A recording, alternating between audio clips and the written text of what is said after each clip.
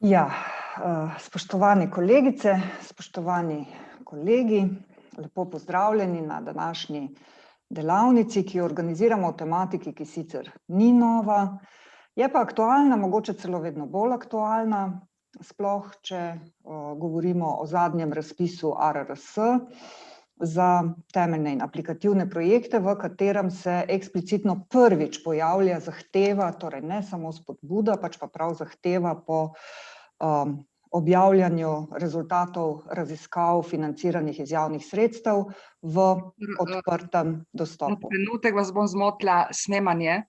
Snemamo, hvala. Skratka, to je zahteva, kot že rečeno, ki se v ARRS razpisih pojavlja prvič, ni pa nova v razpisih Evropske komisije, že v obzorju 2020, ne v obzorju Evropa pa tako ali tako bo tudi to standard. Samo trenutek, da spustim še kolegice in kolege.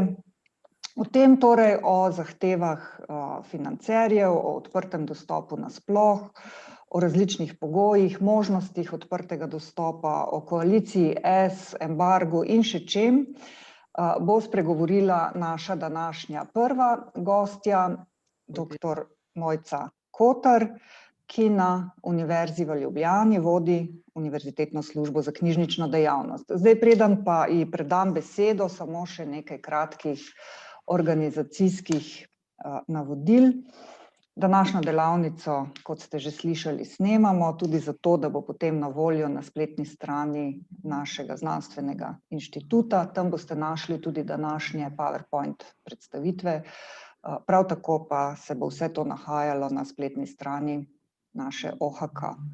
Vprašanja lahko postavljate sproti, bodisi da preprosto dvignete to virtualno roko in postavite vprašanje, ga zapišete v funkcijo chat ali pa jih boste postavljali na koncu. Zdaj pa predajam besedo doktor Kotarjevi, prosim, jaz pa se moram malček zapreti. To, da bom lahko.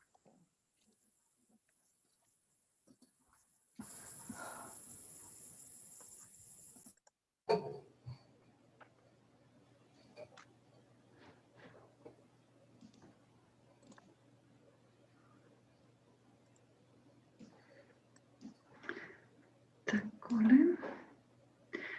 Dober dan. Najlepša hvala za povabilo, za možnost predstavitve. Profesor Mažgonova, samo preverila bi, če vidite mojo predstavitev na pravi način. Ja, vidimo v redu. Okej, super, najlepša hvala. Torej, odprta znanost v zadnjem času ni več samo beseda. Predvsem financerji v evropskem raziskovalnem prostoru so se resno lotili priprave določil in tudi podpore za izvajanje teh določil. Odprta znanost vsebuje, se pravi, odprti dostop do recenziranih publikacij, potem FAIR, se pravi Findable, Accessible, Interoperable in Reusable raziskovalne podatke, ki naj bodo odprti, kolikor je možno, in zaprti, kolikor je potrebno. Potem v odprto znanost sodijo tudi odprte raziskovalne infrastrukture, programska oprema in sploh vsi digitalni objekti kot rezultati raziskovalne dejavnosti. V naši današnji predstavitvi pa bomo govorili samo o odprtem dostopu do člankov. To je nekaj, kar je postopoma naraščalo kot obveznost in tako kot je povedala profesor Mažgonova, je sedaj že kar morajo biti odprto dostopni članki iz sofinanciranih projektov.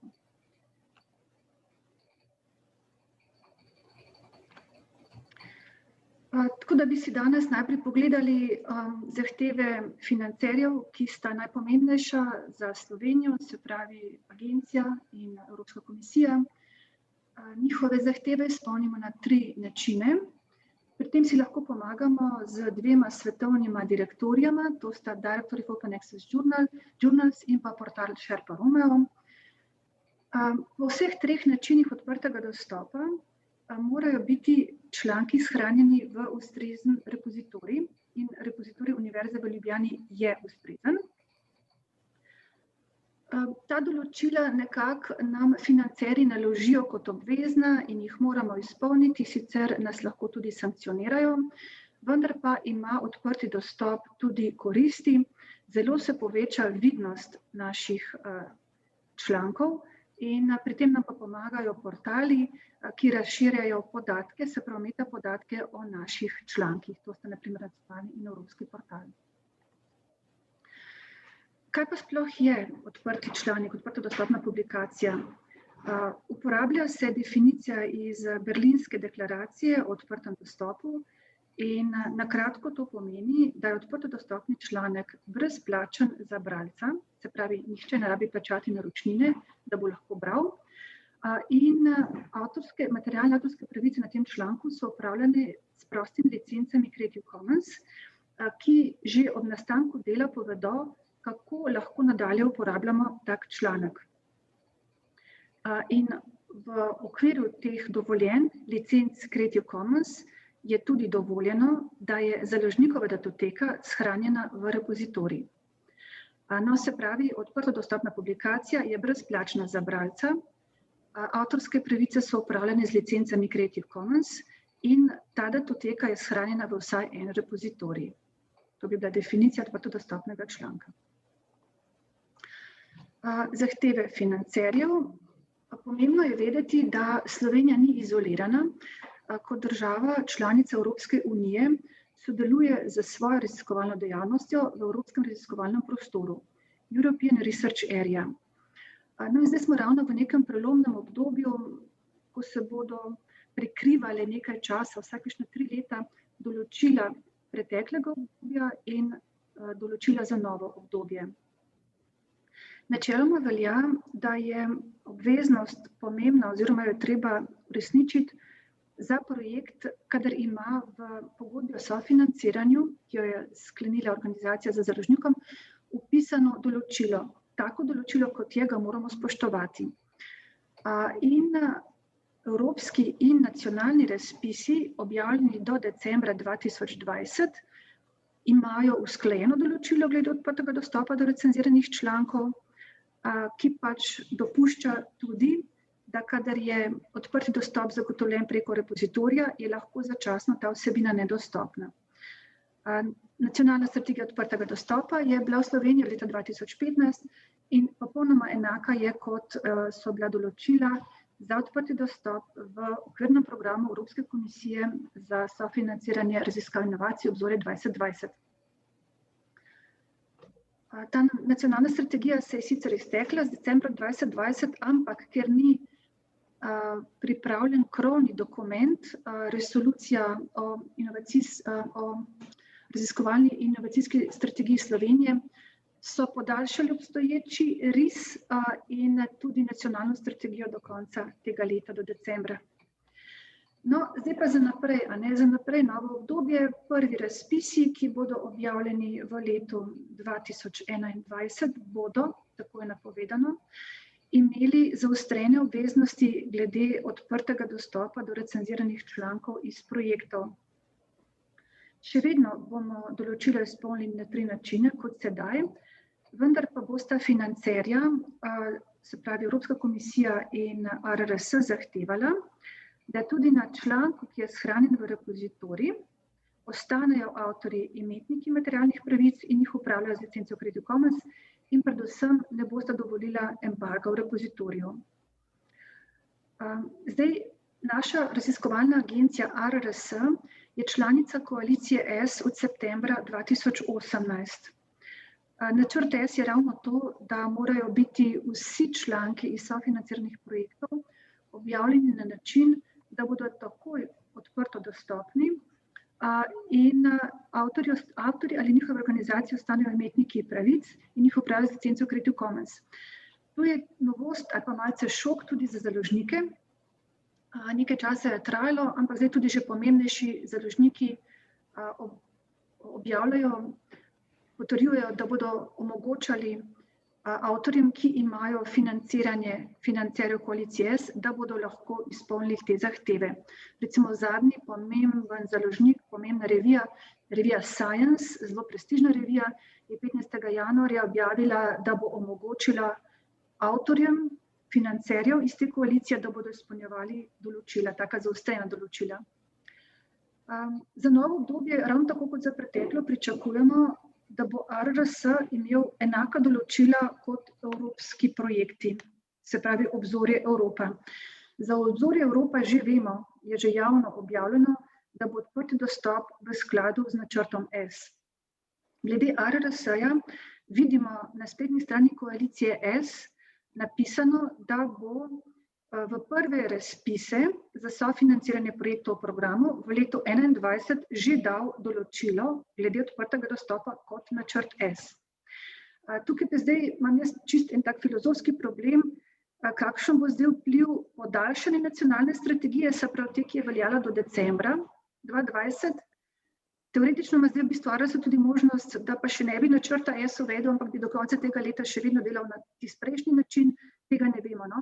Pa tudi ne vemo, ta nova raziskovalna inovacijska strategija Slovenije, kakšno določilo bo imela glede odprtega dostopa do člankov, ampak skoraj ne more biti drugačna, kot je Obzorje Evropa oziroma načrt S, zaradi tega, ker smo dolžni biti usklajeni z evropskim raziskovalnim prostorom. Doktor Kotarjeva, eno roko imamo, Ja, profesor kakor. Jana Roškar. Izvolite. Jana? Ja, ne vem, jaz sem mislila, da pridejo vprašanja po predstavitvi. Aha, Malo počaka, sem bi pa potem rada takoj, Okay. ker že komaj čakam.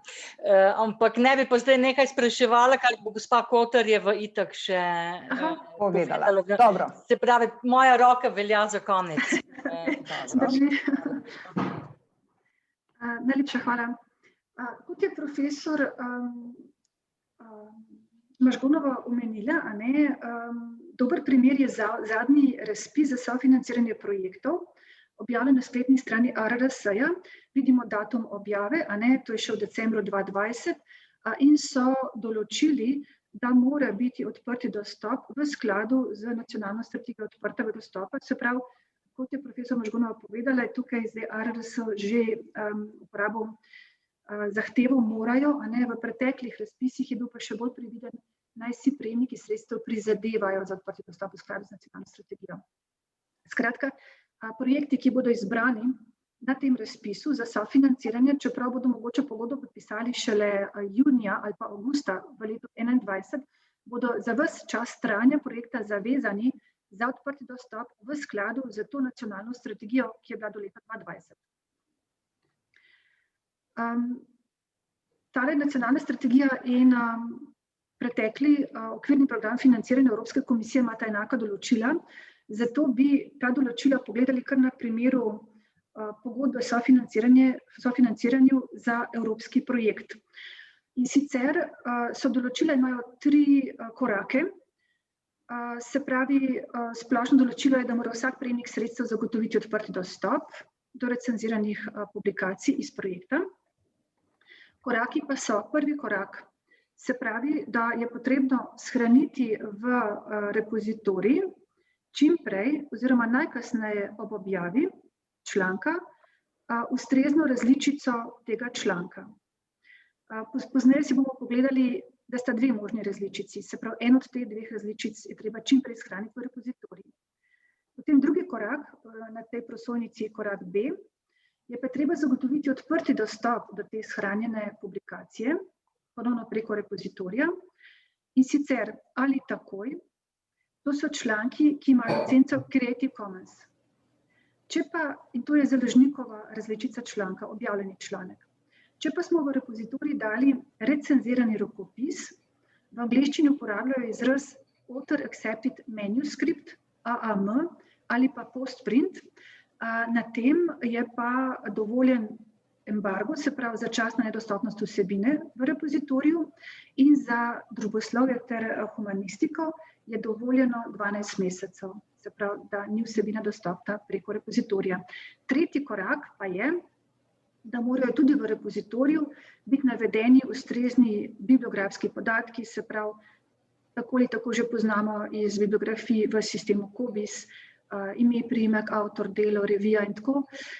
Poleg tega je pa zelo pomembno, to je pa ključno, da je navedeno ime financerja, programa financiranja pri tem financerju, Potem pa številka pogodbe je zelo pomembna, potem po tej številki zajemajo podatke in pa če je embargo, kdaj poteče in pa tukaj piše persistent identifier, trajni označevalnik, DOI na primer, je tak označevalnik. Zakaj je to pomembno? Evropska komisija te podatke že zelo intenzivno uporablja kar nekaj let in sicer zajemajo podatke iz ustrezno kompatibilnih repozitorijev. In repozitorij Univerze v Ljubljani je kompatibilen na način, da te podatke tukaj navedene izpostavi Harvesterju. Harvester pač vzame podatke in jih prikaže na portalu Evropske komisije. Na koncu imamo prosojnico, bomo videli, kako to izgleda. Se pravi, financer ima možnost sam kontrolirati izpolnjevanje določil, zato je pa tudi določil, da morajo biti tudi publikacije, ki so odprto dostopne na spletnem mestu založnika, shranjene v repozitoriju. Zdaj, kateri so pa načini odprtega dostopa?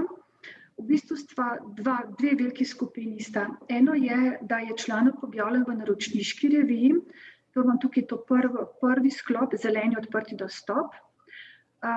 In druga večja skupina člankov pa je, da je članek odprto dostopen z licenco Creative Commons. To sta pa druga dva sklopa na moji prosojnici, zlati odprti dostop in hibridne revije. Se pravi, po vseh treh načinih mora biti ustrezna datoteka shranjena v repozitoriju. Sicer financer smatra, da določila pogodbe o sofinanciranju niso izpolnjena.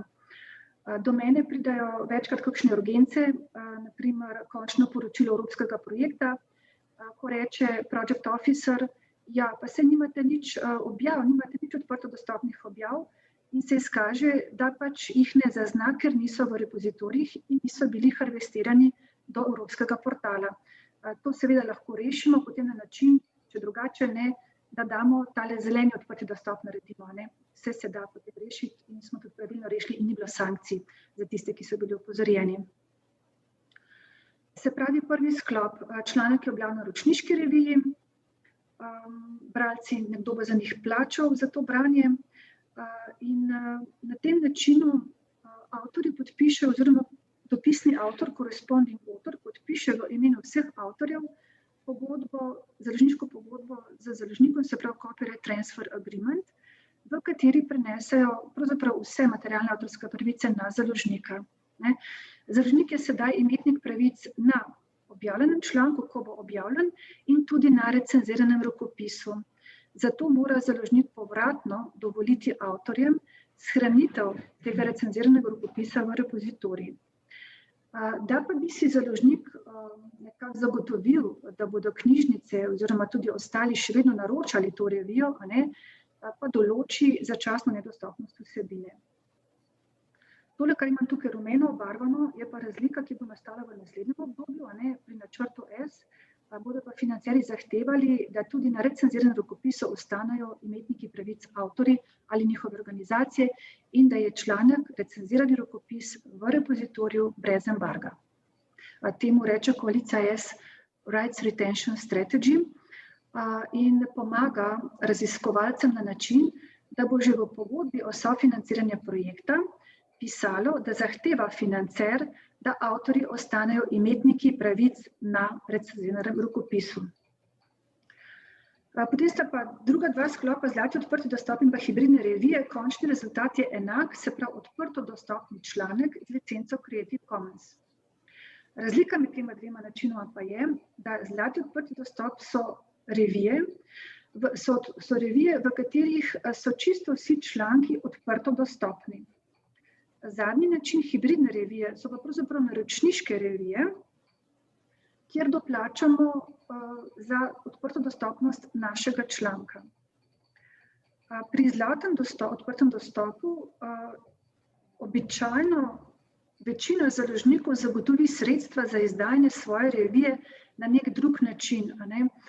Pred nekaj leti je Directory of Open Access Journals naredil analizo in so ugotovili, da samo 20-30% revij, evidentiranih v tem direktorju, zaračunava APC, Article Processing Charges. To so stroški priprave članka in sploh odprte objave. To pomeni, da preostalih 70 do 80% revij nekje drugje najde vir sredstev za izdajanje. No, ampak če do sedaj velja, do sedaj je veljalo, da so to upravičeni stroški evropskih in nacionalnih projektov in tudi v načrtu S bodo te stroški upravičeni. Se pravi, stroški odprte objave v odprto dostopni reviji. Pri hibridnih revijah je pa tako, da vedno plačamo odprtost našega članka v naročniški reviji, ker se seveda založnik čuti oškodovanega, ker za tisti članek pač ne bo naročnina nekako mogla biti plačana. Moram pa povedati, da založniki ne znižujejo cen naročnin zaradi tega, ker imajo kar nekaj člankov doplačanih za odprtost in je trenutno ta način odprti članek v naročniški reviji zlata jama za založnike. Predvsej se jim je profit povečal. Ampak kot rečeno, dva načina sta. Eno je recenzirani rokopis pri naročniški reviji oziroma odprto dostopni članek v odprto dostopni reviji ali v naročniški reviji. To je pa zdaj že primer zapisa v repozitoriju Univerze v Ljubljani za članek iz ERC projekta profesora Verginele. ERC projekti imajo še posebej strogo, vedno za eno stopnjo bolj strogo odprtost, določeno kot navadni projekti iz okvirnega programa Evropske komisije. Tukaj vidimo, da je v repozitoriju shranjena datoteka, ki si jo lahko tudi pogledamo, če kliknemo na prenos. Založniki zahtevajo in tudi prav je, da navedemo izvorni URL, to je URL do spletne strani tega članka pri založniku. V zapis repozitorija vpišemo izvleček. Zdaj, en pomislek je bil, zakaj bi pa izvleček pripisovali, se je itak datoteka članka zraven na voljo, vendar je razlika. Kadar je izvleček takole opisan, je to metapodatek, ki se razširja s harvesterji in je večja verjetnost, da bo več odmevnosti tega članka. Datoteke se pa nikoli ne razširjajo in ostanejo samo v matičnem repozitoriju. Pomembno, kot vidimo, je, da je prepisano iz članka oziroma nekje iz nekega podatka pri reviji, da je ta članek licenciran z licenco Creative Commons in pa kdo je financer. Na desni strani zaslona vidimo, da je gradivo financirano iz projekta. Ta podatek je zdaj že kar obvezen tudi na članku, ponavadi ga pišejo ali v acknowledgement oziroma nekateri financerji sedaj že ločijo acknowledgement in funder. To pač, se pravi, Evropska komisija, bomo pozneje videli na eni od končnih prosojnic, je tale projekt tako opisan v repozitoriju Univerze v Ljubljani, zajela in ga prikazuje na Evropskem portalu. Zdaj, v Sloveniji še nismo bili kaj preveč uspešni, da bi se z založniki dogovorili za preoblikovalne pogodbe. Preoblikovalna pogodba je pogodba z založnikom, v kateri smo približno za enaka sredstva kot prej samo za naročnine dobili tudi pravico odprtega objavljanja naših avtorjev. Take pogodbe je malo težko dogovoriti še vedno, vendar je kar precej držav bilo že zelo uspešnih.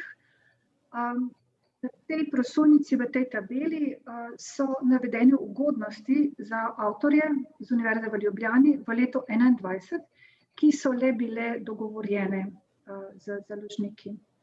Nekje je popust na stroške APC, nekaj je pa tudi vavčerjev za brezplačen APC. Potem je pa tudi seveda vprašanje, zdaj, če bi avtor želel zagotoviti odprt dostop na plačljiv način, kje so ta sredstva, s katerimi bi bil plačan APC za članek? Zdaj, to so upravičeni stroški nacionalnih in evropskih projektov, vendar tam ni dovolj sredstev, da bi prav vse APC-je plačali. Tako da v večini primerov se odločijo za izpolnjevanje določil na zeleni način, se pravi recenzirani rokopis v repozitoriju. Naš financer ARRS je zdaj že 3. leto objavil razpis za povračilo stroškov objav, pri čemer imajo določene zahteve, ki jih mora taka prijava za povračilo stroška izpolnjevati. No in letos, oziroma za leto 2020 je bilo tako veliko prijav, da niso več 100% povrnili stroška APC-ja, ampak mislim, da je bilo samo okrog 30%. V prvem letu, v letu 2018, pa sploh niso porabili vsega denarja, vseh sredstev razpisa, ker je bilo tako malo prijav. Tako da to je tudi ena možnost. Vsekakor pa, na primer, koalicija S na svoji spletni strani navaja, da se ne pričakuje, da bi raziskovalec sam to plačal. Zdaj v Sloveniji ne univerze, ne inštituti nimamo nekih fondov za plačevanje APC-jev, tako da nekako ostanemo pri teh možnosti, se pravi iz projekta ali pa prijava na ARRS, na ta javni razpis. Povedali smo, da sta ta dva večja načina so odprto dostopne revije in pa recenzirani rokopisi. In na srečo zdaj pa že kar nekaj let, verjetno vsaj 15 let, obstaja tale direktorij, The Directory of Open Access Journals, v katerem so evidentirane odprto dostopne revije. Če najdemo revijo v tem direktoriju, ni strahu, da bi bila to predatorska revija ali pa plenilska revija, Predatory Journal. To so take prevarantske revije, ki samo poberejo več ali manj denar od avtorjev, potem pa ta revija ali izgine, ali pa še kar vse narobe, še kaj drugega z njo. Se pravi, če najdemo na primer tale članek, tole revijo v direktoriju, lahko preberemo njene lastnosti, se pravi, tukaj je APC v višini $200 in bo članek pač objavljen z licenco Creative Commons in še druge stvari. Se pravi, ta direktorij hrani informacije o odprto dostopnih revijah. Drugi direktorij, ki je pa tudi zelo, zelo uporaben, je pa Sherpa Romeo. V tem direktoriju pa lahko opišemo naslov naše revije in pravzaprav dobimo dvojno informacijo, tudi če je samo odprto dostopno bo tukaj, ampak nas zanima, kadar je naročniška. In tale revija Arts and Humanities in Higher Education je naročniška revija. In pri tej reviji imamo zdaj dve možnosti za izpolniti določilo glede odprtega dostopa članka iz sofinanciranega projekta. Če imamo nekje neka sredstva na voljo, lahko plačamo Article Processing Charges in bomo lahko objavljeni članek, založnikovo končno različico članka, shranili v repozitorij, imela bo licenco Creative Commons. Tukaj vidimo Published Version Pathway A in Published Version Pathway B. Založnik že dela razliko med financerji. Tale A možnost je neodvisna od financerja, se pravi velja za vsak svet, za celoten svet. Različica B, Pathway B, pa že upošteva, da založnik priznava avtorjem določenih financerjev neke bonitete. Ta druga možnost, recenzirani rokopis v repozitorij, je pa način, da pač je določil založnik embargo. Tudi tukaj potem preberemo lahko, če razpremo s klikom na plus na desni strani ekrana, se nam odpre več podatkov. Se pravi, kadar avtor želi izpolniti določilo odprtega dostopa, lahko ali pogleda v pogodbo v založniško pogodbo, Copyright Transfer Agreement, kaj se je dogovoril z založnikom, če tam piše, kakšen embargo je založnik določil, potem lahko pogleda informacije za to revijo na spletni strani založnika ali pa v ta direktorij Sherpa Romeo. Se pravi, zdaj članek vemo, kje bo objavljen, vemo tudi, katero različico lahko damo v repozitorij. Zdaj, v repozitoriju Univerze v Ljubljani imamo pa dve možnosti, več poti, kako pridemo do tega zapisa. Lahko je najprej narejen zapis za biografijo raziskovalcev sistema COBISS ID, COBISS SI. S tem nastane nek COBISS ID, ki ga enostavno vpišemo v repozitorij in se nam prenese iz sistema COBISS podatki v repozitorij. Druga možnost pa je, da kdorkoli ali raziskovalec ali knjižničar najprej naredi zapis v repozitoriju, pa shrani datoteko, pa se šele potem dela zapis za biografijo raziskovalca v Cobisu, pa se potem še nekaj povratno dopolnjuje. To bo na koncu tudi avtomatizirano, upamo. Ampak glede na to, da pri nas pravzaprav kar morajo vsi raziskovalci skrbeti za svoje biografije v sistemu Cobis, bi predlagali, da se še naprej ravna enako kot sedaj, se pravi, raziskovalec obvesti knjižničarja, da ima neko novo publikacijo, za katero treba izdelati zapis v sistemu Cobis. Potem bi pa predlagali, da v tem trenutku raziskovalec pove knjižničarju tudi še dodatne podatke, ki jih knjižničar potrebuje za shranitev v repozitorij. To so podatki o financerju in pa vrsti objave, in kadar je treba dati v repozitorij recenzirani rokopis, raziskovalec tudi pošlje knjižničarju recenzirani rokopis. Se pa lahko vsaka članica Univerze v Ljubljani drugače odloča, kako se jim zdi najbolj primerno za siceršnje notranje procese. Tole so podatki, ki jih rabimo za zapisa v Cobisu in v repozitoriju. Na levi strani tipologija dokumenta, ključne besede. Druga dva stolpca se pa že nanašata pravzaprav delno na zapis Cobis, ker sedaj so tudi v zapisu Cobis lahko že opisani podatki o financerju, vsekakor pa morajo biti ti podatki zapisani v repozitoriju, poleg in dodatno še podatki o članku. Se pravi, podatki o projektu so ime financerja.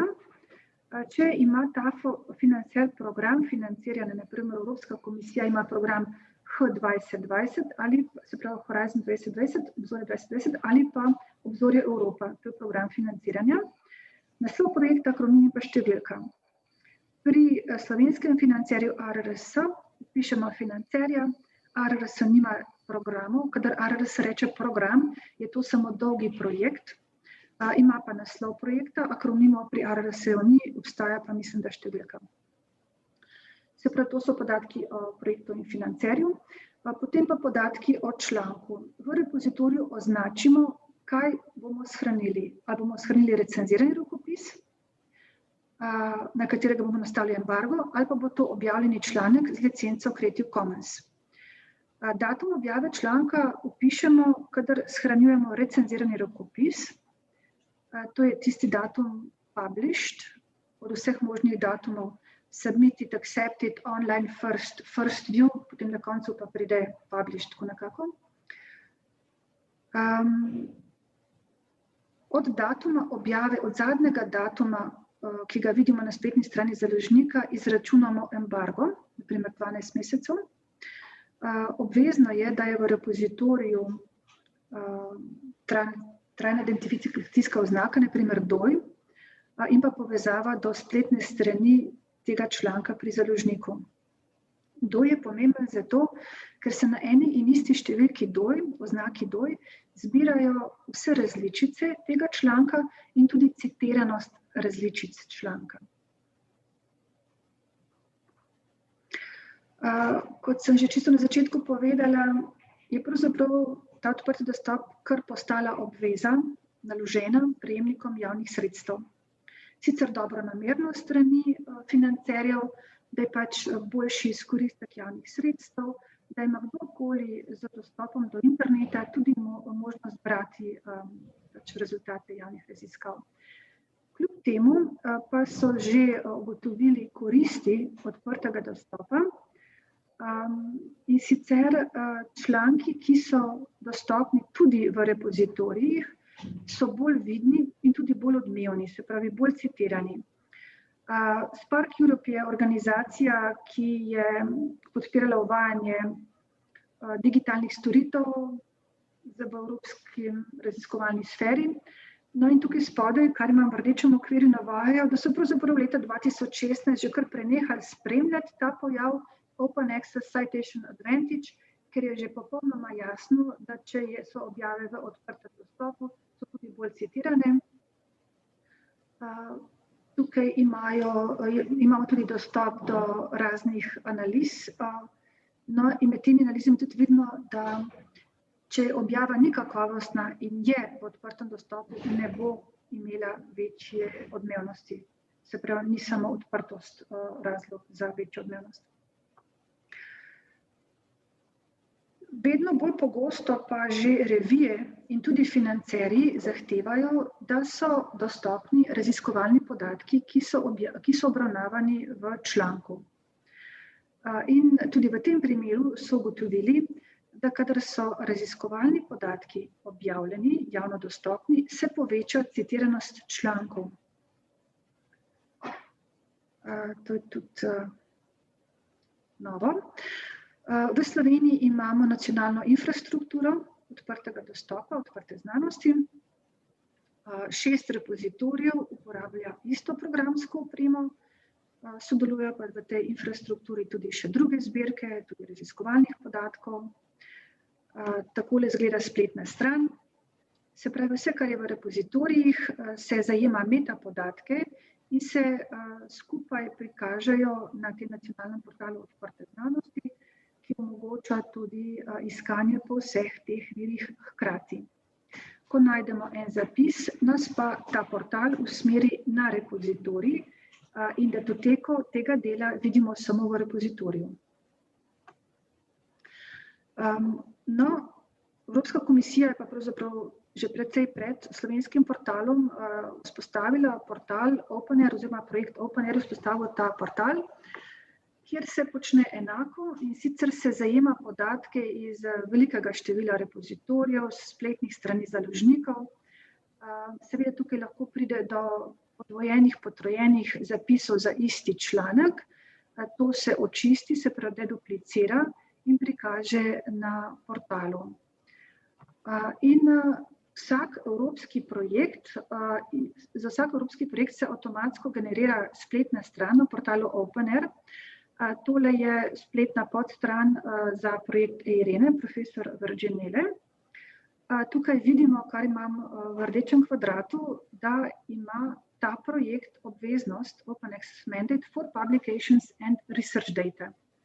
Se pravi, v pogodbi o sofinanciranju je profesor Vergenela zavezana k izpolnitvi obveznosti o odprti dostopnosti vseh publikacij iz tega projekta in tudi raziskovalnih podatkov.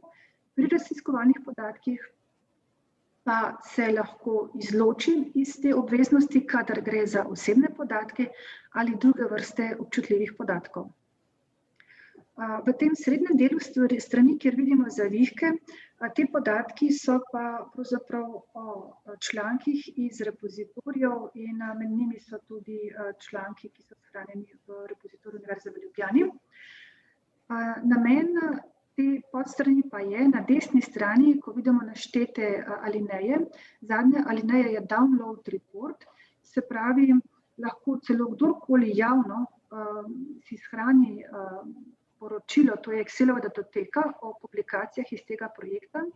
Sicer pa ima koordinator projekta, profesor Vergenela, v skrbniškem vmesniku, svojem vmesniku pri Evropski komisiji že vse te podatke, se pravi, ne rabi ročno opisovati publikacij iz projekta. No, in to je to. Najlepša hvala. Hvala dr. Kotarjevi za to res izčrpno in podrobno predstavitev.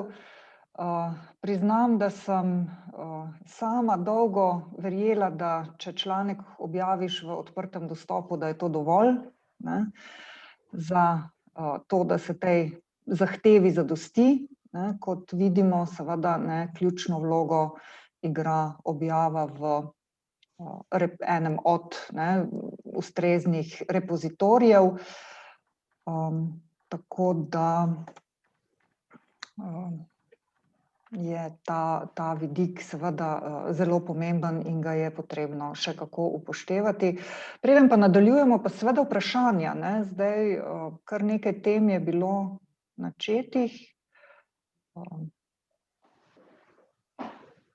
Vprašanja so lahko zelo bazična, da se neke stvari razjasnijo. Jana, izvoli, nisem več videla tvoje roke. Ja, Najlepša hvala najprej za to zelo informativno predstavitev, gospa Kotar. Mene pa zdaj zanimata, 3 stvari me zanimajo pravzaprav. Prvič, ali moramo v repozitorij svoja dela vpisovati sami, ali so za to pristojni knjižničarji in knjižničarke? To je prvo vprašanje. Drugo vprašanje je pravzaprav, kako je z zagotovitvijo odprtega dostopa pri monografijah. Vi ste zdaj govorili o člankih, ampak predvsem v humanističnih raziskavah predstavljajo monografije tudi zelo pomemben in včasih najbolj relevanten skoraj del projektnih rezultatov. Tretje vprašanje pa je, ali je možno v repozitorij nalagati tudi starejše članke ali pa na primer tudi recenzirane rokopise izpred 2 let nazaj, na primer. Te 3 vprašanja. Ja, najlepša hvala, to so res pereča vprašanja. Takole bi rekli, ne bi predlagali, da sami dajete v repozitorij, če bi že izrecno kdo želel, tudi lahko, ampak če se štejem delo, ki bi ga imel raziskovalec, pa knjižničar, ki bi to moral pregledovati in potem še delati kljub temu zapis v Cobisu, odsvetujem. Predlagam, da tako kot da sedaj, profesor Roškar, sporočite knjižničarju, knjižničarki, da imate neko novo objavo, ki naj se vpiše v Cobis. In če je to taka objava, za katero morate izpolniti določilo odprtega dostopa, to tudi povejte, se boste potem videli obrazec in boste povedali, kdo je financer te objave, iz tega tudi vemo, kaj od vas zahtevajo, to bodo tudi knjižničarji razumeli in vam pomagali. In pa, če gre za način odprtega dostopa, da rabimo recenzirani rokopis, tega ima samo avtor raziskovalec. V tistem drugem primeru, ko je Creative Commons članek, bi ga lahko tudi knjižničar potegnil dol spletne strani založnika. Se pravi, priporočamo, da tega ne delate avtorji sami, ampak da sporočite knjižničarjem. Kako se boste notranje organizirali, bo potem poznaje tudi magister Priscila Gulič še povedala in so tudi že pripravljene knjižničarke in knjižničarke na Filozofski fakulteti. Potem res je monografije. Monografije so malo drugačne, ker so dolgi teksti in je vloženo veliko več sredstev in vse ta postopek je drugačen kot pri krajših recenziranih tekstih. Tako da v obzorju 2020 in tudi v nacionalni strategiji odprtega dostopa, ki je bila do 2020, čeprav zdaj podaljšana, je samo določeno, da obvezen je odprti dostop člankov, se pravi kratkih znanstvenih recenziranih besedil, prejemniki sredstev pa naj si čim bolj prizadevajo za odprti dostop do drugih publikacij in potem tam navaja monografij, zbornike in tako naprej. Se pravi, odprti dostop do monografij ni obvezen. Vas spodbujajo, da si prizadevate, ni pa obvezen. Zdaj, zanimivo pa je, da smo že videli dokumente za obzorje Evropa, se pravi, to je novi program financiranja Evropske komisije. Načeloma bi se moral že januarja 2021 začeti, ampak bodo aprila 2021 objavili to pogodbo o financiranju Grant Agreement. No, tam so pa tako dikcijo uporabili in sicer, da vse vrste znanstvenih recenziranih besedil, tudi daljši teksti. In ko smo poslušali razne te webinarje in so tudi na vprašanje odgovarjali sodelavci Evropske komisije, enote za odprto znanost pri direktoratu za raziskave in inovacije, so povedali, da se to nanaša tudi na publikacije, tudi na monografije, tudi na monografije. To pomeni, da Evropska komisija zdaj štarta z odprtim dostopom kot načrt S tudi na monografije. Vendar pa bo to za nekaj časa trajalo. In sama koalicija S kot avtorica načrta S zahteva že od začetka odprti dostop do člankov, kratkih recenziranih besedil. Za monografije so si pa vzeli čez 2 leti, da bodo sami financerji ugotovili, kako bi mi zdaj to naredili. Sicer v svetu je zdaj že kar nekaj založnikov, ki izdajajo odprto dostopne monografije, so med njimi komercialni in tudi društva, obstaja tudi nekaj direktorjev, Open Access, Books in tako, ampak je to vsekakor nekaj, kar trenutno ni obvezno. Potem pa starejši članki v repozitorij. Načeloma velja, da morate pogledati, kaj je v vaši pogodbi o sofinanciranju. Zdaj bom najprej rekla ta primer, ko imate nek projekt. Poglejte, kaj je zapisano v tej vaši pogodbi oziroma kaj je pisalo v razpisu, na katerem je bil vaš projekt izbran.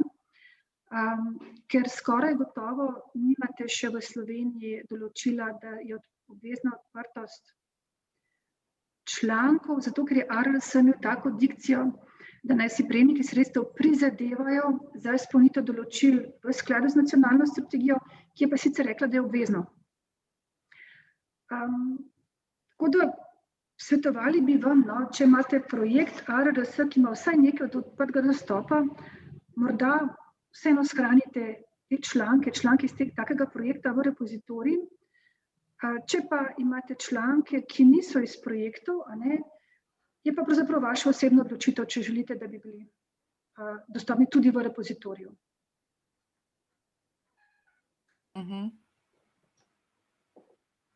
Hvala. Mislim, da imamo Hvala lepa. Mislim, da imamo tudi naslednje vprašanje. Anja Podlesek, izvoli. Ja, hvala. Hvala za predstavitev. Moje vprašanje je mogoče malo hecno, ko bi želeli recimo naložiti v repozitorij recenzirani rokopis.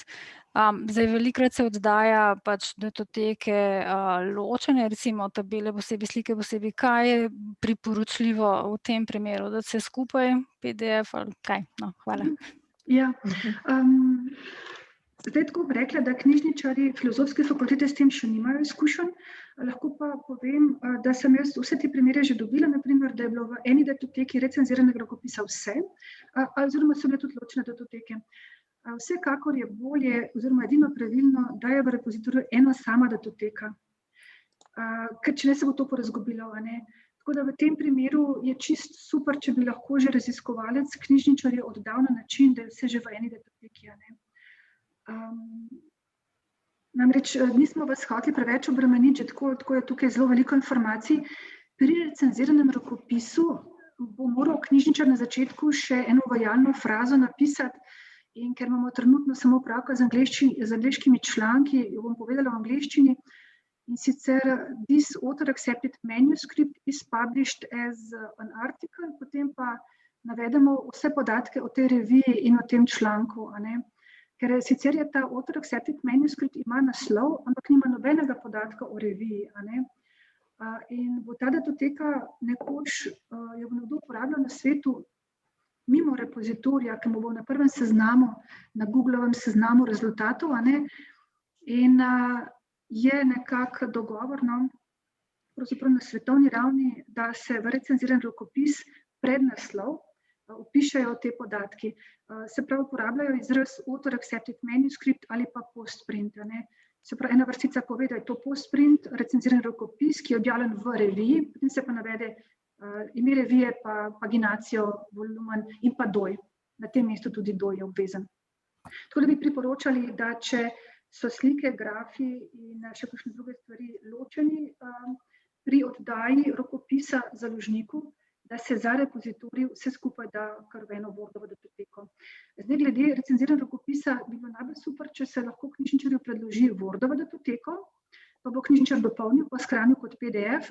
Če bi mu pa predložili kot PDF, bo pa pač knjižničar moral imeti Adobe Acrobat Professional, pa pač odpre, pa sem dopiše na začetek. To nismo imeli v predstavitvi, ko smo rekli, da je že kar... Da bo to še del, ja, naslednjega. Ja, imamo še eno vprašanje v chatu. Ali lahko na RUL nalagamo tudi empirične podatke, na primer rezultate anketiranj? No, to bo pa tudi še ena tematika, ki jo bom napovedala, sicer na koncu, ampak vseeno, doktor Kotarjeva, vas prosim za odgovor. Ja, tako nekako je možno tudi v repozitoriju Univerze v Ljubljani shraniti raziskovalne podatke. Čeprav v osnovi je repozitorij Univerze v Ljubljani repozitorij za literaturo, literature repozitorij. Pri raziskovalnih podatkih je pomembno, da je ta arhiv, kamor damo naše raziskovalne podatke, usposobljen za ravnanje z raziskovalnimi podatki te znanstvene vede, discipline. da ima osebje, ki zna pogledati podatke in zna tudi trajno hraniti. Zato je pri raziskovalnih podatkih najbolj priporočljivo, da najprej poiščemo repozitorij za naše področje znanosti. Recimo v Sloveniji je edini pravi digitalni arhiv za podatke, ki ga imamo, arhiv družboslovnih podatkov. In za te podatke, ki jih tukaj navajate, je morda ta arhiv tudi za vas primeren. Oni hranijo družboslovne in pa tudi humanistične raziskave, tako da bi vas kar spodbudila, da jih kontaktirate, ADP, arhiv družboslovnih podatkov. Potem imamo recimo kataloge takih arhivov. Eden je Registry of Research Data Repositories. V tem katalogu lahko v iskalno polje opišemo naše področje in se nam bo izpisal seznam arhivov podatkov in zraven tudi lastnosti, kakršne ima ta nek arhiv, in poiščemo. Skratka, vsekakor, kadar imamo raziskovalne podatke, je treba najprej pogledati, če obstaja nacionalni ali mednarodni arhiv za to vrsto podatkov, za to področje znanosti. Še vedno se pa zgodi, da takega arhiva ni. In temu tudi reče v angleščini long tail of research data. In nekako tudi v Sloveniji gradijo nacionalno infrastrukturo za raziskovalne podatke, kjer bi lahko bili to veliko število sklopov manjših raziskovalnih področij ali pa raziskovalnih področij, kjer nimajo svojih arhivov, bi lahko bili v teh repozitorijih. Samo ni nikoli enako in je veliko bolje. Tudi te raziskovalni podatki, ki jih vi shranite, bodo bolj odmevni, bolj uporabljani strani drugih raziskovalcev, kar je dobro za vas, ker potem vas kontaktirajo za sodelovanje in tako, če so prav v nekem arhivu za konkretno področje. Če pa je potreba, ker recimo založnik zahteva, že zdaj, da avtor ob predaji rokopisa, submission, navede tudi URL do sklopa raziskovalnih podatkov, pa to lahko naredimo tudi v repozitoriju. To smo tudi že nekajkrat naredili. Ja, hvala lepa. No, mogoče zdaj tudi na tem mestu kar napovem, da bomo pripravili delavnico tudi v zvezi z odprtim dostopom do raziskovalnih podatkov, povabili torej strokovnjake iz arhiva družboslovnih podatkov, pa še koga. Upamo, da se bodo odzvali in o tem vas bomo seveda obveščali po vseh možnih kanalih, tako da lepo vabljeni, tam bodo ta vprašanja pravzaprav izpostavljena in seveda boste imeli možnost dobiti odgovore in še kaj dodatno vprašati. Še eno vprašanje v klepetalnici, kaj pa, če članek nima DOI?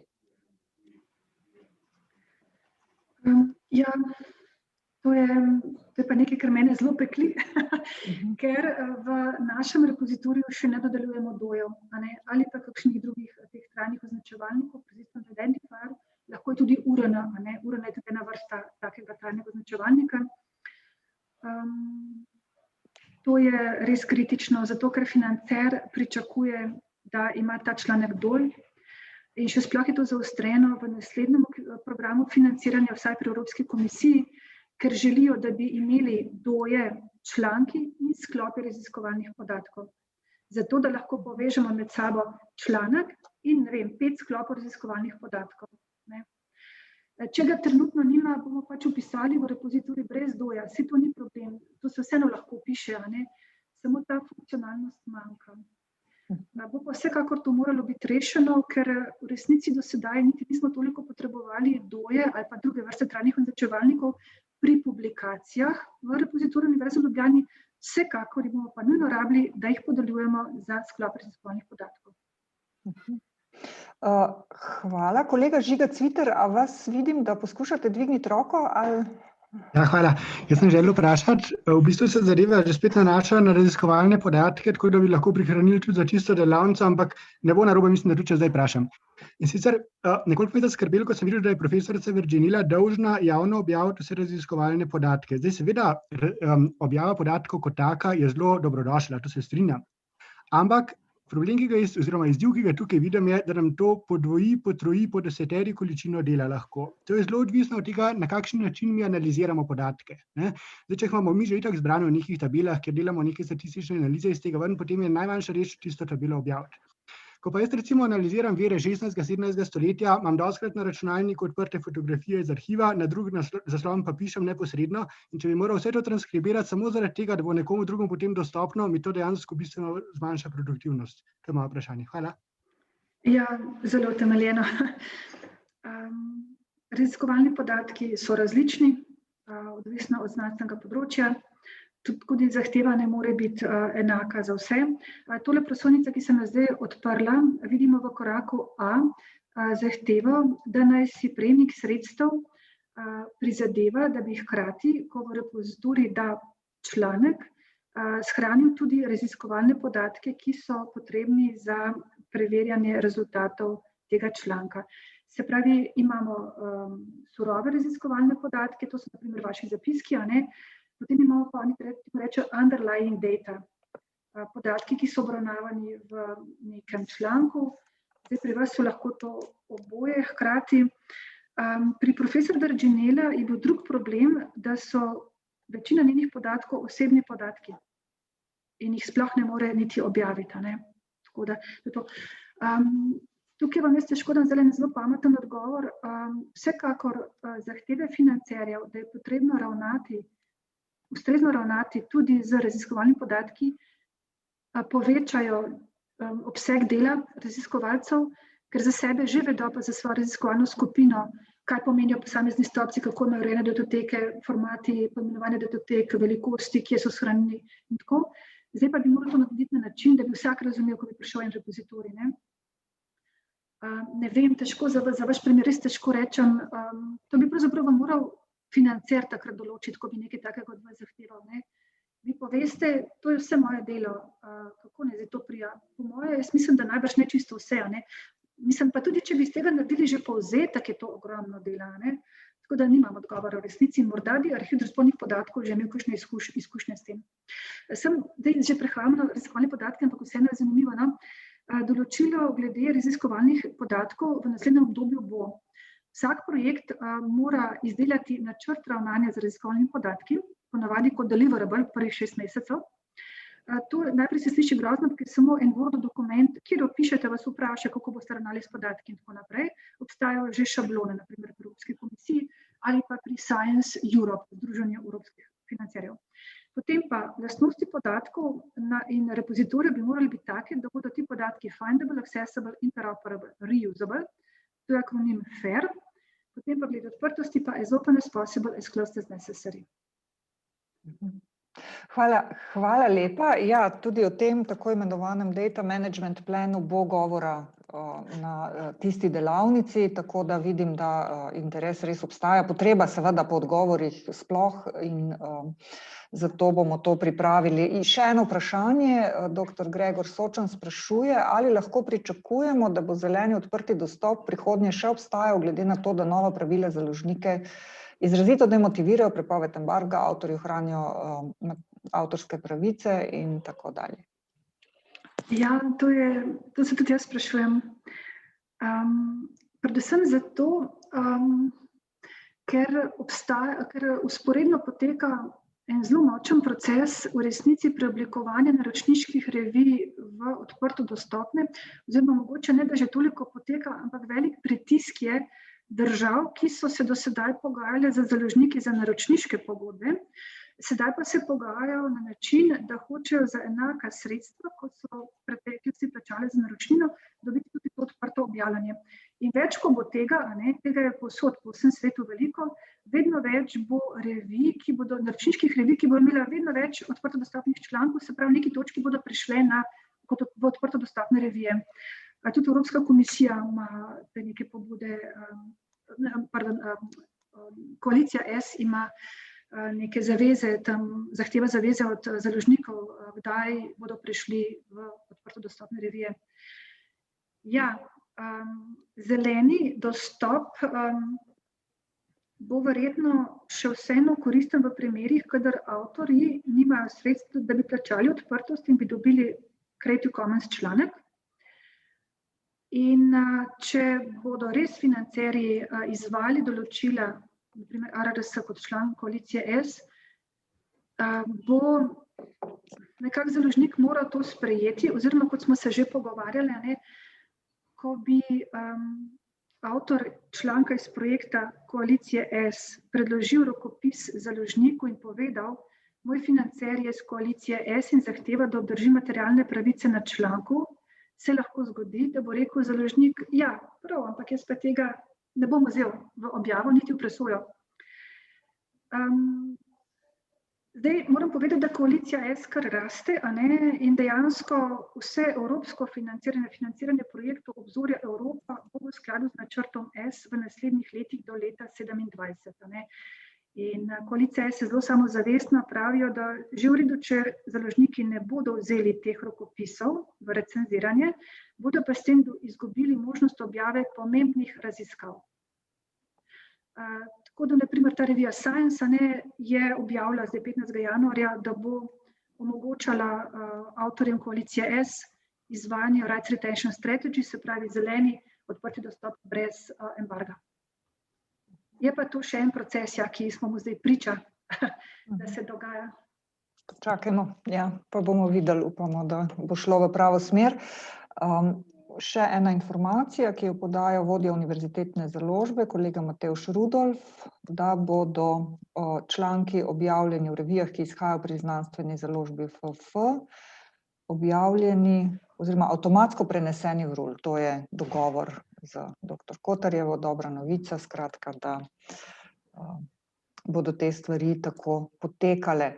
Zdaj pa ne vidim več dvignjenih rok, zato bi se v današnjem drugem delu delavnice ukvarjali pravzaprav s tem, o čemer je dr. Kotarjeva že veliko povedala, ampak vendarle s to uporabniško izkušnjo nas, raziskovalcev in storitvami, ki jih nudi predvsem z objavo v tako imenovanem RUL-u, repozitoriju Univerze v Ljubljani, naša OHK, torej kaj bo naša naloga, kako bomo lahko in kaj bomo morali sporočiti našim bibliotekarjem, bibliotekarkam, da bodo lahko potem te članke tudi, oziroma te bodisi članke ali rokopise naložile v RUL. Tako da prosim magister Priscila Gulič, vodjo OHK, in bibliotekarko gospo Kristino Pritekelj iz knjižnice oddelka za slavistiko in oddelka za slovenistiko, da nadaljujeta s predstavitvijo. Najlepša hvala za besedo. Zdaj, glede na to, da je bilo že tudi kar precej vprašanj na temo, tudi že nekateri sem videla, že uhajajo, bi morda ta zadnji del vseeno nekoliko skrčili, ker v bistvu gre za zelo praktične napotke. Zahvaljujem se dr. Kotarjevi za izjemno izčrpno predstavitev in bi se tudi na to navezala, da zgolj pokažem, kje lahko zaposleni na FF oziroma raziskovalci najdete tudi veliko podatkov in informacij v zvezi z odprto znanostjo. To je na spletni strani Osrednje humanistične knjižnice, se pravi načrt S, pa razne smernice za izvajanje načrta, politike in informacije. Tako da to so lahko zelo uporabne povezave. Medtem ko gradivo z današnje predstavitve dr. Kotarjeve pa lahko najdete na podzavihku pri odprti znanosti, torej gradiva, tukajle, spletna stran OHK, odprta znanost gradiva, in na povezavi tudi imate celoten dokument, celotno predstavitev dr. Kotarjeve tudi na razpolago, da si gradivo prenesete na vaš osebni računalnik, kolikor predvidevate, da bo potrebno si še kaj dodatno prebrati oziroma znanje obuditi. Poleg tega, kot je tudi gospa prodekanja že omenila, se delavnica tudi snema in bo seveda na voljo tudi video posnetek same delavnice, kar je zelo dobrodošlo. Kar zadeva pa čisto tako srednje humanistične knjižnice kot strokovne podporne službe, v tem primeru raziskovalnemu delu. Naj omenim, da kakšnih, kljub temu, da je področje, ki se razvija, vsaj v tej začetni fazi, zelo zahtevno za razumeti, z vidika vnosov oziroma vodenja bibliografij ni nekih večjih sprememb, zaradi katerih bi lahko bili zaskrbljeni. Nalogo vodenja bibliografij tako v COBISS-u kot v RUL-u bodo še vedno naprej opravljali bibliotekarji, ki so za to seveda tudi usposobljeni in imajo z tega področja tudi seveda največ znanja. Tako da bi pa zelo vljudno naprošali oziroma res vas prosili, če bi se pri samem vodenju bibliografij lahko posluževali obrazca, torej najdete ga pri storitve OHK, naslednji podzavitek, bibliografija raziskovalcev, kjer imamo na razpolago obrazec za vodenje bibliografij, ki je sicer že vrsto let tukaj na uporabo, tokrat smo ga samo posodobili, ker so pač zahteve financerjev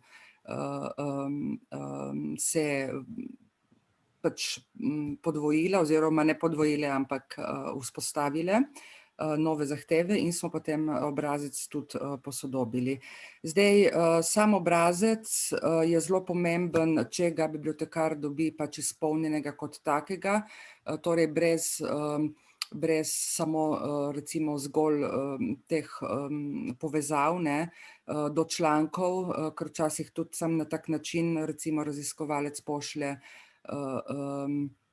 za vpis bibliografije. Zdaj, glede na vse povedano, bi resnično vas prosili, če se lahko držite tega, da obrazec pač izpolnite v celoti. Obrazec izgleda tako, večina zadev ostaja enaka, torej imamo tipologijo dokumenta, ki jo je treba pač napisati. Tukaj na povezavi imamo tudi podrobne tipologije navedene z opisom, kratkim opisom. To mogoče omenim bolj za mlade raziskovalce, doktorske študente in tako naprej, ki mogoče niso še toliko vešči tipologij dokumentov, imajo jih na povezavi, ki sem jo omenila, in seveda tudi podrobno potem vsaka tipologija tudi opisana v primeru, če raziskovalec oziroma doktorski študent, mladi raziskovalec ne bi bil prepričan, pod katero tipologijo spada njegov članek, si lahko tukaj potem tudi to zadevo pogleda. In ustrezno tipologijo seveda tudi napiše. Potem imamo seveda podatke o avtorju, se pravi vrsta avtorstva, ali je to avtor, urednik, prevajalec in tako naprej, soavtor, pa potem ime in priimek in šifra raziskovalca. Lahko jo pač seveda napišete, sicer pa je obvezna samo za zaposlene izven filozofske fakultete. Tukaj so podatki še vedno isti kot do sedaj, podatki o delu dokumentu, naslov, v primeru, da to ni monografija, je potrebno navesti spodaj za sestavne dele, torej članke, poglavja in tako naprej, prispevke v zbornikih je potrebno navesti tudi primarni vir, oziroma ga tudi prinesti v knjižnico, kolikor je to knjiga oziroma zbornik, ker bibliotekar mora namreč najprej popisati celoten zbornik, da lahko sploh vpiše prispevek, ki se potem veže na zbornik.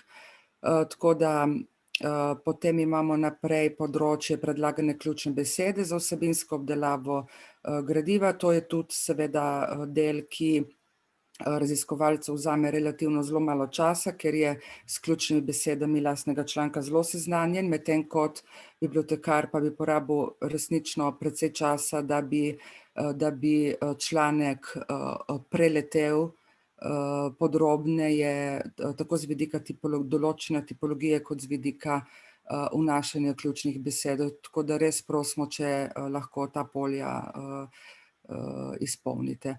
Pol pa pridemo že na ta del, ki je dodan, in sicer imamo podatke o samem projektu.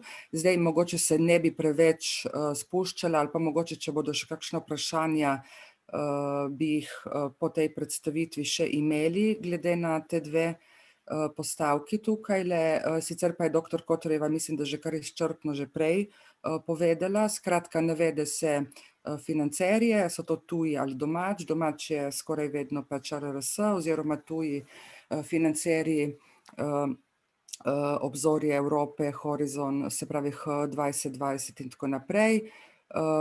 To so ponavadi pač programi, kot je že tudi dr. Kotorjeva omenila, pa potem imamo znotraj ARRS-ja naslov projekta, akronim projekta ter številka projekta. To so tudi podatki, ki jih moramo bibliotekarji v novo dodanem polju 338 upisovati. Tako da ta polja so obvezna in bi bilo resnično zelo zaželeno, da jih pač preko SIKRIS-a, kjer te podatke pridobite oziroma jih že veste, da jih tudi natančno upišete.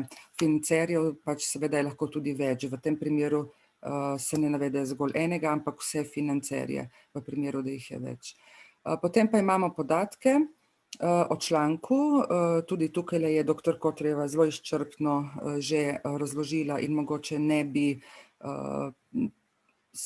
ponovno razlagali. Lahko pa seveda postavite vprašanja, ki so vedno zaželena, in sicer potrebno je označiti različico članka za RUL, se pravi, ali je to recenziran rokopis sprejet v objavo, pri čemer je obvezno priložiti recenziran rokopis kot Word doc ali PDF zraven. Ko pošiljate bibliotekarju obrazec, je zraven še pripet recenziran rokopis, oziroma če označite drugo varianto, da je to objavljen članek, je priporočeno priložiti objavljen članek kot PDF, ravno tako v skupno elektronsko pošto. Zdaj, tako kot je tudi dr. Kotorjeva že omenila, pri objavljenem članku lahko seveda tudi pošljete tukaj povezavo, kolikor vam je pač poznana, na objavljeni članek, ukolikor že obstaja. In potem naprej sam datum objave članka na spletni strani kot first published se ga oziroma ga zapišete. Še vedno seveda, če bodo kakšne težave, so bibliotekarji vedno na razpolago, da vam pomagajo pri iskanju nekih določenih informacij, podatkov.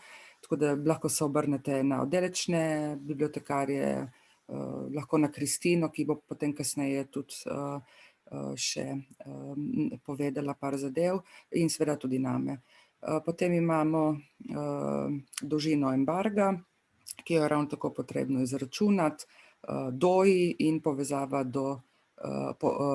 URL do objavljenega članka. To so pač podatki. Popolnoma se zavedam, da imate nekoliko več dela. Že pri vsem delu, ki ga imate, še to delo za izpolnjevanje, ampak to so recimo podatki, ki jih bibliotekar enostavno ne more vedeti. In bi lepo prosili, če lahko te zadeve izpolnite, s tem nam zelo olajšate delo.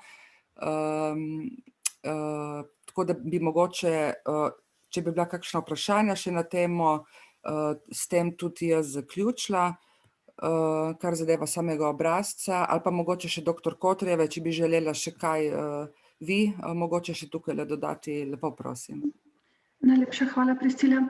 V bistvu precej podatkov vidimo na samem članku. Pomembno pa je, da je financer, ki ga bomo vpisali v COBISS zapis oziroma v zapis repozitorija, naveden na članku.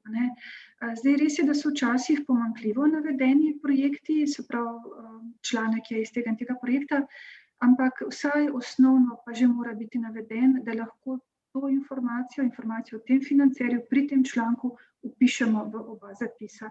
Se pravi, ne bomo mogli vpisati financerja, če reče avtor, tle bil pa še tale financer, ampak v času, ko smo to predali založniku, pa nekako smo pozabili vpisati, ali so bili kakšni drugi zadržki. V tem primeru bi skoraj morali najprej narediti založnikom, da se ta podatek pojavi tudi v objavljenem članku, potem bi pa dopisali v repozitorij, na primer.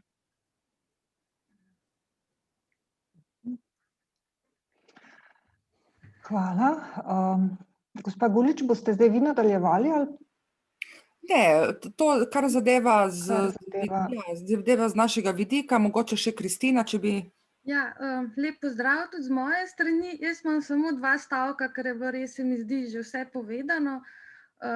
Ko boste imeli članek, ki naj bi se vpisal tudi RUL, se res oglasite v vaši oddelčni knjižnici, tako kot ste se oglasili sedaj, kadar ste potrebovali vpis v COBISS. Prosila bi, da bi to delali sproti, ne da se vam bi članki nabirali, pa potem, ko bi bil rok, da bi imeli večje število za vnesti, se pravi skupaj s tem obrazcem, kot je bilo sedaj predstavljeno. Bibliotekarji se bomo s temi novimi načini dela, ki se pravi tudi za nas je to novo, seznanili 9. februarja, tako da bi prosila v tem začetnem obdobju za potrpljenje, vsaj se vam zahvaljujem že na tem mestu za to, pa kot je že gospa Guličeva povedala, če bi bile kakršnekoli težave, se lahko obrnete nanjo ali pa name, pa bomo skupaj poiskali rešitev. Hvala lepa. Hvala lepa. Vidim, da je kolegica Jana Rošker dvignila roko. Jana, izvoli. Ja, hvala lepa. Hvala, Priscila, tudi tebi za to predstavitev. 2 manjši vprašanje imam. Eno, ne vem, mogoče je celo bilo povedano pri dr. Kotarjevi, ampak sem preslišala. Kako je s tem, naprimer, če članek v embargu 24 mesecev, pa ga pač vseeno bibliotekarji ali bibliotekarke naložijo v RUL, ali to vseeno šteje, da smo izpolnili s tem zahteve financerja. Drugo vprašanje je pa tako malo čist formalne narave.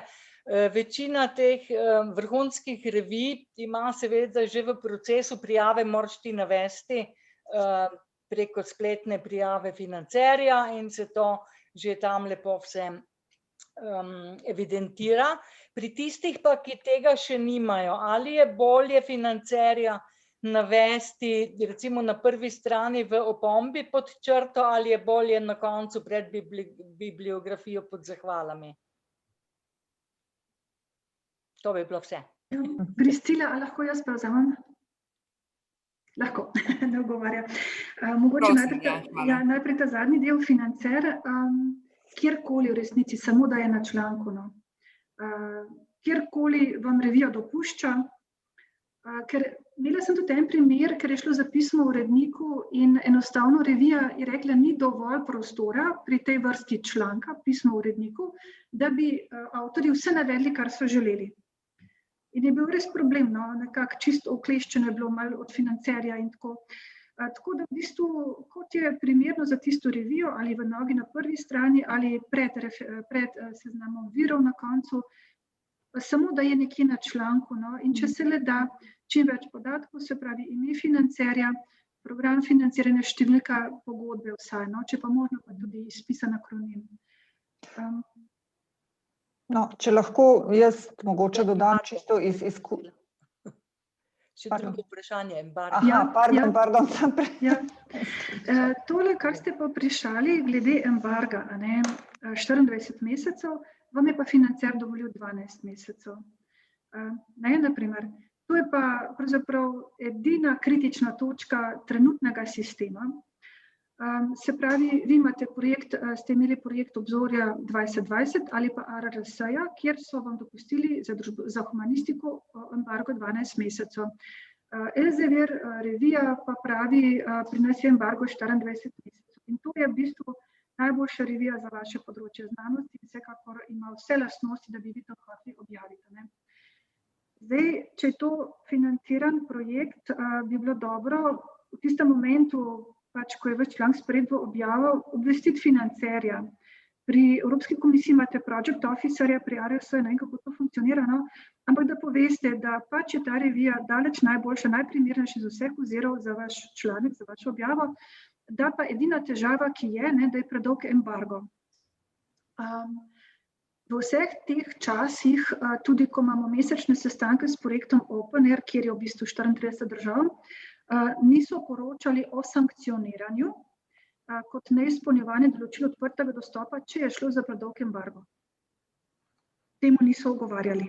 Ne morem vam jaz zagotovo potrditi, da vas ne bodo, ampak dejstvo je, da ste si vi prizadevali in je to v bistvu za vas neka varna varovalka, da ste obvestili financerja, da tole sem si zelo prizadevala, ampak žal, gledajte, tole je najboljš tudi za vaše financiranje, da jaz objavim pri tej reviji, ampak žal bo pa embargo malo predolg. Ali pa naj potem svetujejo, če malo kakšen boljši nasvet, kaj bi se tukaj dalo narediti. Ja, tako da zeleni dostop, ta predolg embargo se kar dostikrat lahko zgodi. Kaj pa če, sam še eno malo podvprašanje tu, kaj pa če je recimo 24 mesecev, ampak potem, ko je pa konec projekta in nastopi pač obveznost poročanja, je pa samo še 12 mesecev? Ja, se to je kar dobro, v resnici. Ampak ne znam točno odgovoriti, zato ker bi pravzaprav vsak lahko preveril iz javnih virov, na spletni strani založnika vidi published, kako je že tisti zadnji datum, online, published online, bi videl datum, v repozitoriju bi pa videl datum poteka embarga in bi izračunal lahko 24 mesecev. Ja. Tako da jaz mislim, da tukaj se najbolj splača zaradi lastne varnosti, je spet dodatno delo.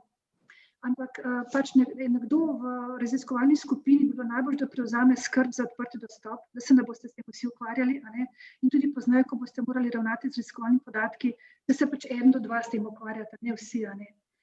In poskrbi, recimo pri profesor Virginela že imajo tako rešeno, da ena gospa sporoča in ureja, kar je treba, recimo ti primer bi tudi ona pisala najbrž financerju oziroma so pisale založnikom, kjer ni bilo jasno, kaj se lahko naredi s članki. Hvala lepa. Ja, no, mogoče sem toliko še glede tega zahteve ARRS na njihovi spletni strani o tem, da se seveda v članku navede financerja. Je zelo natančno navedena tudi dikcija, tako v slovenščini kot v angleščini in katere podatke mora vsebovati, tako za programe kot za projekte. Tako da, mogoče v pomoč. Po moji izkušnji pa založniki torej že ko gledate te template, kako naj članek izgleda, navedejo, kje se ta acknowledgement recimo lahko pojavi. Tako da zagotovo tudi oni opozorijo na to, da mora biti. Zdaj imamo še eno vprašanje za kolega Matevža Rudolfa, ne vem, če ste še z nami. Ali bodo revije založbe FF vključene tudi v Sherpa Romeo? Matevž, če ste z nami, mogoče kakšen odziv na to, bilo je vprašanje samo meni postavljeno, če se lahko vpraša. Če ni Matevža, lahko pa tudi jaz pojasnim. Aha, no, krasno, prosim. Ja. Najboljša stvar je, da so revije, ki jih izdaja znanstvena založba Filozofske fakultete, odprto dostopne revije. In če se ne motim, so že vključene v Directory of Open Access Journals. So sicer lahko tudi vključene v Sherpa Romeo, ker v Sherpa Romeo so vključene in naročniške revije in odprto dostopne, kar meni osebno malo moteče, ampak okej. Skoraj prepričana sem, da so, lahko preverimo, da so v Directory of Open Access Journals že vključene, kar pomeni, so seveda tudi zaupanja vredne revije, urejene.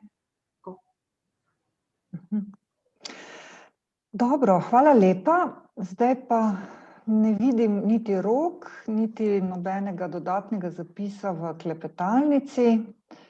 Res bi se najlepše zahvalila dr. Kotarjevi za izčrpno predstavitev, potem seveda tudi vodji naše osrednje humanistične knjižnice in gospe Kristini Pritekelj.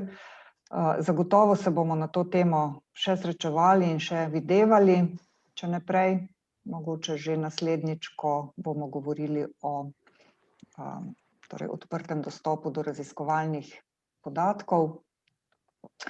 Najlepša hvala vsem, ki ste si danes vzeli čas in ste prišli in postavili seveda vprašanja, ki so bila zanimiva za vse nas, tako da lepo pozdravljeni, do naslednjič. Aha, Jana ima še eno roko dvignjeno.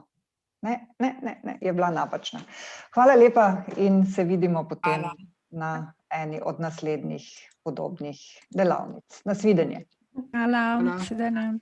Hvala, nasvidenje. Hvala. Nasvidenje.